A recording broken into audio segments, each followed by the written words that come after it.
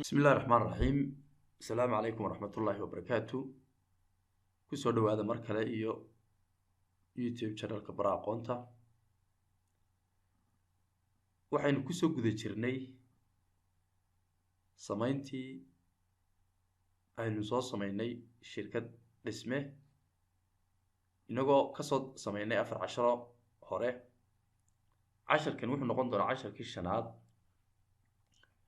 14 هره هدين دبي وير نقولنا 10 كي كوباد waxaan niri waxaan ku soo baranay computer sida loogu duubo programka 10 kii labaadna waxaan ku soo baranay shirkadda ku shaqeysa service oo inuu Damal Construction ugu magac darnay sidii aynu u abuurnay company-ga labadii 10 ee ku xigay waxaan ku soo baranay sida kharashka ay guryaha shirkadu qaadan doonto kharashkooda oo laba qaybood ugu magac darnay qaybta kharashka gacanta iyo qaybta kharashka alaabta labada kharash aynu soo abuurnay haddii ilaahay ka dhigo 10 kan shanaad waxaan ku eegi doonaa guryaha shirkadu qandaraaskooda qaadan doonto hanaanka iyo habka loo abuuro hooyay qofka shaqaalaha marka ee ka shaqeynaya xafiiska waliba xisaabiyaha waa inuu sameyn karaa kharashaadkii guri kastana ku beegi karaa kharash kasta gurigiisa si hadhow report dhameystiran looga helo guri kasta iyo wixii ku baxay kharashaadkiisa marka kharashaadka laba qaybood aynu qaybinay qayb aynu waa alaabtii guriga galeysay iyo qayb aynu u bixinay qaybtii gacanta ama yoomiya waxa Soomaalidu tiraahdo aynu gudagal marka 10 keena shirkadii noo soo kayay waa Damal Construction baynu u bixinay programkan inta badan xagga inventory-ga xooga la saaraa inagu waxaan niri si ardaydu ay markaa macluumaad uga helaan ama cid u baahan yahay macluumaad uga hesho in qaybta service-kana bal waxaanu ilaahay naga galisiyo iyadana kaga darna hadii la raado marka password-kii halka inoo gali waxaan leenahay Damal 1 2 3 ayuhaasi si qooyinkii la socday ama ardaydii ku xidhnayd siday maxay u garanayaan waxaan niri Damal Construction marka way noo soo baxday inoo balaaritan waxaan niri marka waxaanu abuureynaa guryihii ay shirkadu qandaraaskooda qaadanaysay dabcan kulba guri baa laga yaabaa in lagu keeno oo mar laga adaa shirkadu aad u shaqeynay lagama yaabo in dhowr guri mar kaliya ta lagu wada keeno laakiin waxa laga yaabaa kulba guri in lagu keeno guriga qandaraaskiisa qaado marka guriga marka lagu keeno sida uu abuurayso magaciisa aad u abuurayso kharashaadka si loogu beegbeegayo xagga dambe ka dhigan doona laakiin horta gurigii abuuritaankiisa baa la inooga doonayay in abuurno marka qolooyinkiina ku soo shaqeeyay qaybta service-ka qaybta la yiraahdo inventory-ga waxa taqaanaan sida loo abuuro customer-kaas loo abuuro marka qaybtan guryaha abuuritaankoodana waxaanu ka dhigi doonaa as a customer baynu ka dhigi doonaa inagoo u aqoonsan doonaa guryahan inay yihiin macaamiil ay shirkadu la dhiil garanayso ama ay wax ka iibinayso marka waxaan leenahay marka customer-kaas aad tagaysaa sidii customer-rada caadiga loo abuuri jiro oo kale aynu abuureynaa waxaan ku dhufanaa markaa ku qoran tahay customer center marka tiraahdo waxaad soo furanaysaa halka ay ku qoran tahay new customer and job kadibna new customer baad ka dooranaysaa halka ugu sareysa customer name-ka ay ku qoran tahay waxaad ku qoraysaa marka guriga magaciisa guriga aad hadhow shirkadu qandaraaskeeda qaadan doonto magaciisa ayaad ku qoraysaa halka marka waxaad doontaa la bixi kartaa inagu waa iska tusaale waxaanu ka dhigaynaa guriga marka waxa muhiim ah marka guriga marka tiraahdo aad muxuu ahaa magaciisa sheegto waa description raacaysaa waa inaad wax kuwa kale ay kaga soocay raacaysa marka waxaan leenahay guriga koowaad baynu leenahay intaa waynu soo koobiyeynaynaa waxaynu keenaynaa marka halkay ku qoran tahay company name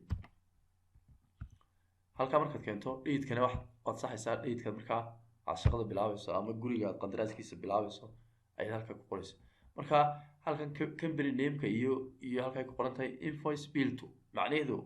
wax weeye ama faa'iiday leedahay waxa weeye inay hadhow ka muuqato reportka daabacayso haddii la yidhaahdo halkan waxaa ku qoran ilaa 5 qaybood payment setting iyo sales tax setting iyo additional information kuwaas waxaa kaaga baahan inaad buuxiso hadhow ayaan iyagana si detail u arki doonaa marka imika waxaan uga baahanaa address information kaas baan uga baahanay waxaa leenahay close ama okay baan ku falinaa guri kalena inoogu soo dar 3 guri baynu marka tusaale soo qaadan doonaa guriga waxaan leenahay isagana waa guriga labaad shirkadu qaadan doonta haddii la yidhaahdo isagana sidoo kale halkaa inoogu soo shub dheydkana waxaad leedahay 1 bisha kaligees isagana safe okay daasaynu ku dhufananaa guri saddexaad baynu soo abuuranaa guriga saddexaadna waxaynu u bixinaynaa isagana guriga saddexaad hadhow waxaad doontaadu ayaad ula bixi doontaa gurigaaga adaa yaqaana markaa inagu laakiin tusaale soomaaligaas aynu iskaga qoranaa halkaa inoo soo koobiyey halkaa inoogu soo shub saddexdaa guri markaynu soo abuurno hadhow waxaa laga yaabaa inay halkaa muxuynu yidhi guriga saddexaad this name is already used customer tab adoo isticmaashay aynu eegna markaa iska xidh halkaa maxay noo abuuran 2 guri marka guriga saddexaad gurigii koowaad baa markaa meesha ka baxay aynu ku celino guriga koowaad systemku markaad 2 goor ku celiso duplicate samayso saa ku qabanaya marka waxaan leenahay guriga kaasoo ka saaray baa laga yaabaa guriga koowaad ayuu kaagu inoogu bedelay waxaa leenahay markaa name halkaasi kusoo shubanaynaa hadhow guryinta way ka badanayaan waxaa lagaga baahan yahay marka guri kasta inaad descriptionkiisa iyo nidaamkiisa inuu gaar u ahaado si reportkiisu aanu reportada kale kaga qaldamin haddii kale aad kala saari weydo way isku dhex yaacaysaa intaa marka waxaan ku abuurnay 3 guri baynu kusoo abuurnay 3 guri mar walba gaarkiisa ayaynu xisaabtiisa ugu dalici doonaa haddii la yidhaahdo markaynu qandaraaskooda qaadano imika laakiin magacii un baynu abuurnay waxaa markaa iyadana xusid mudan hadhow guryahan isaan isaga keen khaldamin markaynu reportka diyaarinayno guri kasta reportkiisa iyo kharashka ku baxay iyo waxaynu ka faa'iideeyay iyo haddaynu khasaaro ku jirno sidaynu u garanno waxaynu samaynaa wax la yidhahdo class baynu samaynaa ama qaybo ayaynu ka dhiganaa guri kasta gaarkiisa aynu ka dhiganaa marka